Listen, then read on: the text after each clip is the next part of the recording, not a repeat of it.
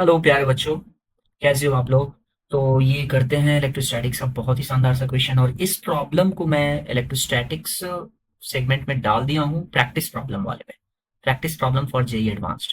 तो मैं डालते जा रहा हूँ प्रॉब्लम्स, और इसका एक सॉल्यूशन मैं देना चाह रहा था, वीडियो सॉल्यूशन भी।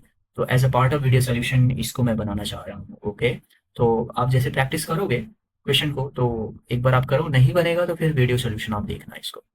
ओके, क्वेश्चन करता है, an infinite solid non-conducting slab has a variable volume charge density given by rho as a function of x is equal to rho naught mod x by l, where x is the distance from the yz plane। तो एक slab देख पा रहे हैं हम। Infinite solid non conducting slab है, ठीक है। तो ऊपर में भी इनफाइनाइट है, इस तरीके से जेड डायरेक्शन में भी इनफाइनाइट है, तो ऐसा स्लैब देख रहे हैं। तो अगर हम साइड से देखेंगे तो ये साइड से इस तरीके का स्लैब, ऊपर में भी इनफाइनाइट इस तरीके का, नीचे में भी इनफाइनाइट है, ठीक है, साइड से, और बाहर इस साइड में भी इनफाइनाइट है। और ये सर्टेन थिकनेस का है। Slab extends from minus infinity to plus infinity in the y and z direction, and its thickness spans from the x coordinate minus L to L. तो ये हम देख पा रहे हैं इस डायग्राम में, ये वाला जो पोजीशन है वो एक्स इक्वल टू जीरो का है, ये वाला पोजीशन बीच में। ओके, और माइनस एल इस साइड में, प्लस एल ये। तो ये हमारा x इक्वल टू जीरो है, और यहाँ पे है x is equal to plus L का, और इधर को है x equal to minus L का है, ऐसा। What is the magnitude of the force per unit area applied by one half of the slab, say x less than zero on the other half x greater than zero।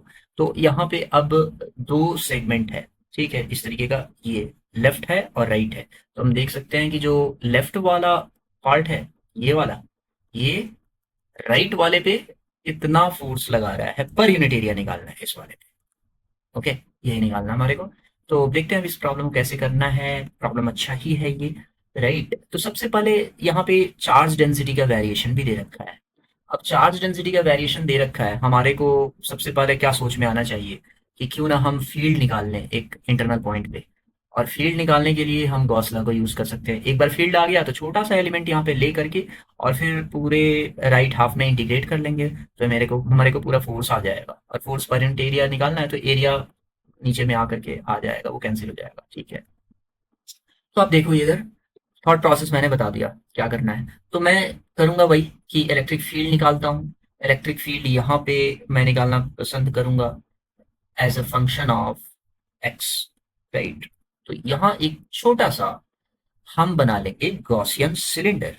एक Gaussian, मान लो ये एक cylinder हमने बना लिया, ये Gaussian cylinder, right. ये हमारा है गॉसियन सिलेंडर। तो इस गॉसियन सिलेंडर पे हमारे को निकालना है फ्लक्स, ठीक है। ये हमारा है गॉसियन सिलेंडर। तो अब इसके लिए हमारे को इस पूरे सिलेंडर से कितना फ्लक्स होगा वो निकालना होगा। मान लेते हैं ये वाला डिस्टेंस है एक्स, राइट। तो सबसे पहले तो ये देखें कि ये एक्स इक्वल टू जीरो वाला लाइन है, राइट। यहाँ पे एक्स इक्वल टू जीरो है, तो यहाँ पे तो कोई इलेक्ट्रिक फील्ड होगा नहीं। सिमेट्रिक से देख सकते हैं इस पॉइंट पे फील्ड जीरो होगा, क्योंकि इधर का जो भी चार्ज होगा, इधर चार्ज होंगे, वो सिमेट्रिकल चार्ज है। क्योंकि जो रो का वेरिएशन दे रखा है सिमेट्रिकल है, दोनों साइड में सिमेट्रिकल है, rho naught mod X by L है, राइट। तो इस साइड में भी एक्स और माइनस एक्स के लिए भी रो दोनों सेम ही है। तो यानी कि दोनों, यहाँ पे दोनों चार्जेस का फील्ड यहाँ पे कैंसिल आउट हो जाएंगे। तो यहाँ फील्ड हो जाएगा जीरो, और यहाँ पे फील्ड मान लेते हैं ई एक्स है, एट पोजिशन एक्स ई एक्स फील्ड है। वो ई एक्स निकालना हमारे को। तो ई एक्स निकालने के लिए अब क्या करना पड़ेगा, अंदर में पूरा चार्ज इनक्लोज निकालना पड़ेगा, charge enclose by epsilon not. अब चार्ज इनक्लोज निकालने के लिए एक छोटा सा एलिमेंट लेंगे हम, यहाँ से एक्स डैश डिस्टेंस पे एक छोटा एलिमेंट ले लो। ये है हमारा डिस्टेंस एक्स डैश का, और इस पे एक dx थिकनेस का, ये वाला dx डैश एलिमेंट का, एक dx डैश एलिमेंट का हमने ले लिया। मतलब पहले हमने x माना, राइट, x लेंथ का एक सिलेंडर ले लिया। अब उसी में x डैश डिस्टेंस पे हमने dx डैश का एक सिलेंडर, पतला सा सिलेंडर ले लिया, ये पतला डिस्क सा बनेगा ये वाला, उसको ले लिया, राइट। अब सबसे पहले हमारे को एनक्लोज चार्ज यहाँ पे निकालना पड़ेगा, इस ब्लू वाले पैच में। इसमें कितना हो जाएगा, तो यहाँ का रो कितना है, तो rho naught X dash by L है, मल्टीप्लाइड बाई इसका अगर मैं एरिया ए बोल दूं, तो ए इंटू ये डी एक्स डैश का ये थिकनेस लिया हूं, तो A D x dash, right. और उसको इंटीग्रेट कर लेंगे जीरो से लेकर के एक्स तक में, यहां से यहां तक में, राइट। तो पूरे में हमारे को एनक्लोज चार्ज मिल जाएगा। मतलब एक्स डैश हमने एक और वेरिएबल लिया है जो रेंज कर रहा है कहां से कहां तक, x equal to zero to x. तो एनक्लोज चार्ज यहाँ से इंटीग्रेट करने के बाद आ गया, तो x dash d x dash का integral which is x dash square by 2, limit put करेंगे 0 to x, तो ये एनक्लोज चार्ज आ गया। अब एक बार एनक्लोज चार्ज आ गया, बाई एप्सिलॉन नॉट कर देंगे तो टोटल फ्लक्स आ गया, और यहाँ से कोई इलेक्ट्रिक फील्ड है नहीं, तो यहाँ से फ्लक्स तो जीरो ही है, और यहाँ से फ्लक्स हो जाएगा ई एक्स इंटू ये वाले का एरिया ए, तो E x into A is equal to total enclose charge by epsilon naught. अच्छा, इधर से ऊपर से कोई फ्लक्स नहीं आएगा, नीचे से भी कर्व सरफेस से कोई फ्लक्स नहीं आएगा, क्योंकि सिमेट्री से बहुत ही इन्फिनिटली लॉन्ग है, तो इलेक्ट्रिक फील्ड का डायरेक्शन अलोंग एक्स एक्सिस ही होगा, राइट, इसी डायरेक्शन में इलेक्ट्रिक फील्ड होगा सिमेट्री से।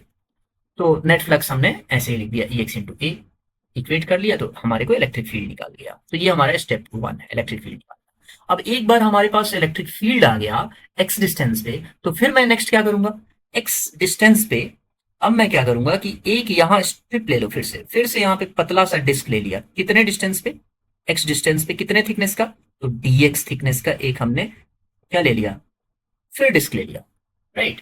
और इस डिस्क पे, dx थिकनेस के डिस्क पे हम फोर्स निकालना चाहेंगे, df फोर्स कितना होगा वो निकाल लेते हैं। तो वो df फोर्स कितना होगा, तो ई एक्स इंटू इस डिस्क पे जितना चार्ज होगा वही, राइट, तो उस डिस्क पे चार्ज कितना होगा, तो ये स्टेप 2 में हमने निकाला है। तो वहां का rho as a function of x into a D x ले लिया, और ई एक्स से मल्टीप्लाई कर देंगे, E x into d q, यही बन जाएगा डी एफ, राइट।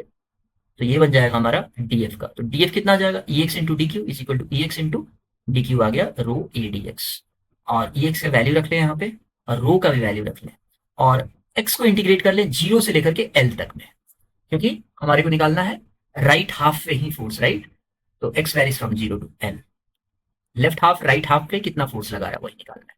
तो ई एक्स पहले से ये वाला निकाल चुके हैं, रो दे रखा है क्वेश्चन में, इंटू डी एक्स करके इंटीग्रेट कर लेंगे, तो एक्स क्यूब डी एक्स का इंटीग्रल बना 0 to एल, राइट। और ये एरिया नीचे में आ जाएगा, तो वो तो डी एफ था, तो डी एफ बाई एरिया था, ये डी एफ बाई ए का इंटीग्रल, तो ए बाहर आ जाएगा, तो ये एफ बाई ए बन जाएगा ये। तो यही फोर्स पर यूनिट एरिया हमारे को निकालना था, जो कि फाइनली सब्सटीट्यूट करने के बाद ये आ गया force per unit area. I hope you got it pretty well.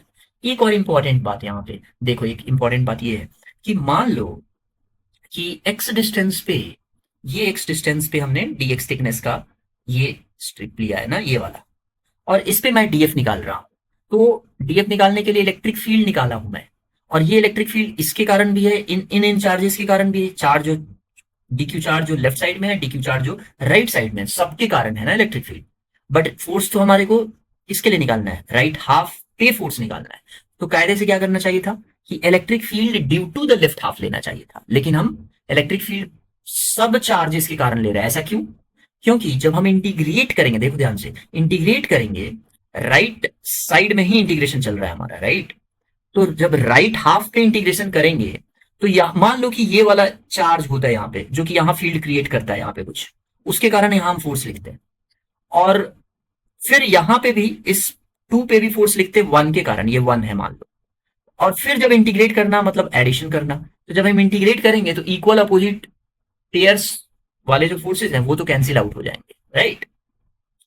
तो अपोजिट पेयर वाले जो कैंसिल आउट होंगे, इक्वल अपोजिट पेयर वाले, तो नेट उनका मिलकर के 0 हो जाएगा। इसलिए यहाँ पे हम इलेक्ट्रिक फील्ड सबके कारण इजिली लिख पा रहे हैं। I hope you got it pretty well, यही बताना था इसमें, ठीक है। तो इस तरीके से आप प्रैक्टिस करते चलो प्रॉब्लम्स को, तो मैं ऐसे और प्रॉब्लम्स डालते चल रहा हूँ उसमें, बहुत ही तगड़े लेवल के प्रॉब्लम्स को आप प्रैक्टिस करो, नहीं होता है फिर आप सोल्यूशन देखना और फिर वीडियो सोल्यूशन भी देखना।